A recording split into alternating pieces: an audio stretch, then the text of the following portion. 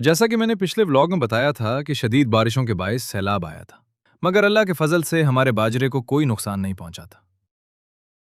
لیکن آج دن کے تقریباً 1 بجے کے قریب جب ہلکی ہلکی بارش شروع ہوئی تو مجھے فوراً کل والا منظر یاد آ گیا۔ دل میں یہی خیال آیا کہ شاید آج پھر وہی ہونے والا ہے، پہلے ہلکی بارش، پھر بارشوں کا ایک نہ ختم ہونے والا سمندر، اور بالکل ایسا ہی ہوا۔ کچھ ہی دیر بعد اتنی خوفناک اور تیز بارش شروع ہو گئی کہ بیان کرنا مشکل ہے۔ بارش کی رفتار اتنی زیادہ تھی کہ انسان خوف کے مارے باہر دیکھ بھی نہ سکتا تھا۔ اس کے ساتھ ژالہ باری بھی شروع ہو گئی اور اتنے بڑے بڑے اولے گر رہے تھے کہ باہر کھڑا ہونا ناممکن تھا۔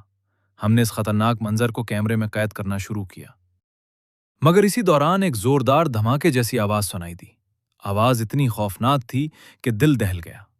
فوراً مجھے شک ہوا کہ کہیں خوڑ میں دوبارہ سیلاب تو نہیں آ گیا۔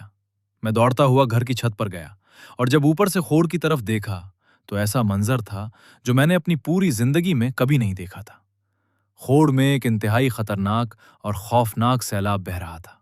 پانی کی گرجتی ہوئی آواز، تیز ہوائیں اور بڑے بڑے پتھروں کی ٹکراؤ کی آوازیں زمین کو ہلا رہی تھیں۔ ایسا محسوس ہو رہا تھا جیسے پورا علاقہ کانپ رہا ہو۔ سیلاب اتنا شدید تھا کہ مجھے لگا شاید یہ ہمارے گھر تک پہنچ جائے، حالانکہ ہمارا گھر کافی فاصلے پر ہے۔ اس لمحے ہمیں یہی لگا کہ اس سیلاب کے سامنے کوئی چیز نہیں ٹھہر سکتی۔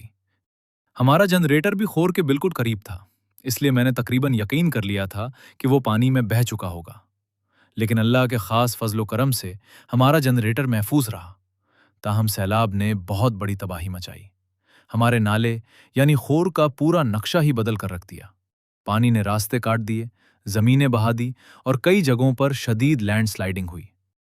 ججال، بنکٹ، پٹن اور دیگر علاقوں میں مختلف مقامات پر روڈ مکمل طور پر بند ہو گئے۔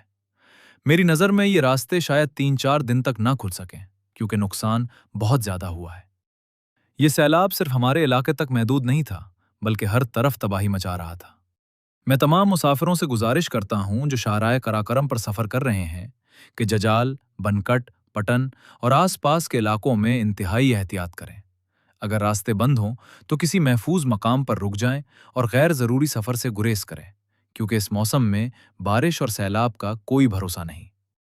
خدا نخواستہ کسی بھی وقت مزید سیلاب آ سکتا ہے اور راستے میں پھنسے لوگوں یا گاڑیوں کو شدید نقصان پہنچ سکتا ہے۔ اللہ تعالیٰ سب کو اپنی حفاظت میں رکھے۔ آج کے ولاگ میں بس اتنا ہی۔ اپنا بہت خیال رکھیں۔ خدا حافظ۔